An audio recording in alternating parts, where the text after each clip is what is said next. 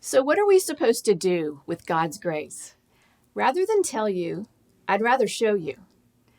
To start, I'd like to say you're welcome to John Krasinski. After sheltering in place started, this celebrity launched a YouTube news show called SGN, which stands for Some Good News.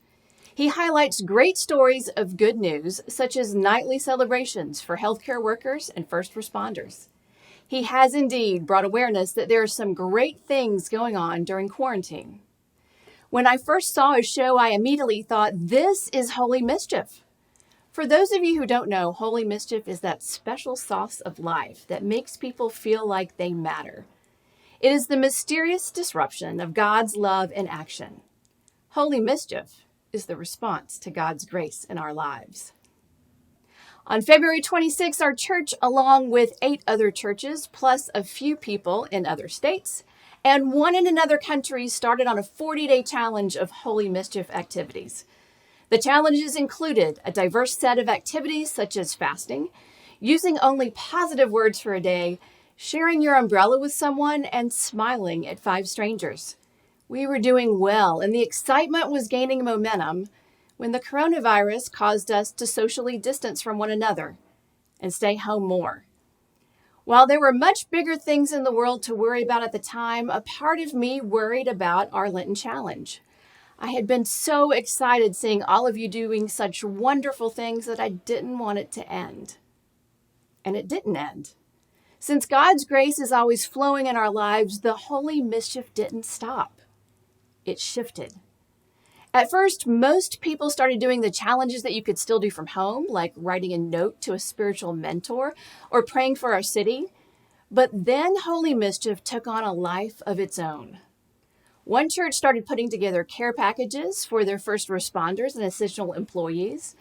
They were doing it often enough, they started bringing flat Jesus with them to let people know why they were doing this.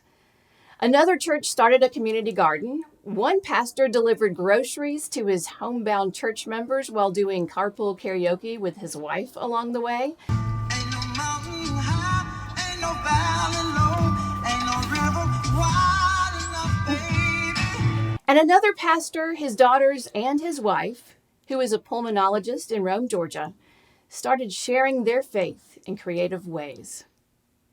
But Peachtree City United Methodist Church, you really outdid yourself. You started putting together care packages for Fayette Care Clinic patients. Your kids wrote cards for nursing home patients and drew inspirational messages on your driveways.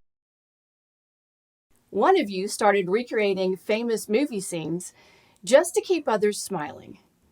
Families started baking treats for their neighbors. Many of you started sewing face masks to keep others safe. Teenagers started making crafts for other kids at our church. 608 small group leaders dropped off treats for their students. And when it was announced that school was closed for the rest of the academic year, one small group leader organized a car parade for a graduating senior. Go out there.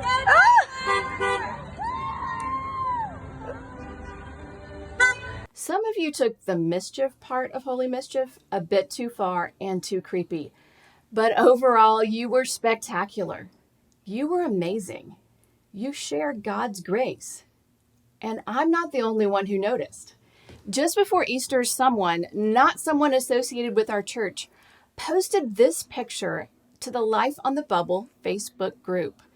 It seems that several of you shared some inspirational messages and crosses on the trees along the golf cart path. Several pictures were posted on Instagram from other non-church members using the hashtag Holy Mischief.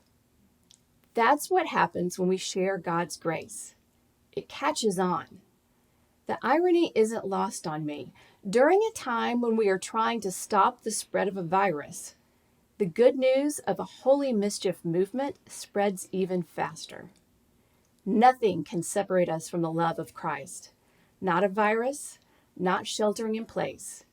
Imprisonment couldn't stop Paul from writing the joyful message that we hear in Philippians. And nothing can stop you from being the church you are called to be.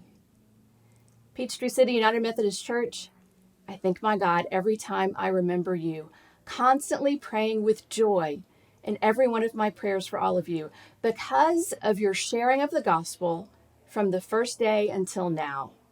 I am confident of this, that the one who began a good work among you will bring it to completion by the day of Jesus Christ. And that is some good news.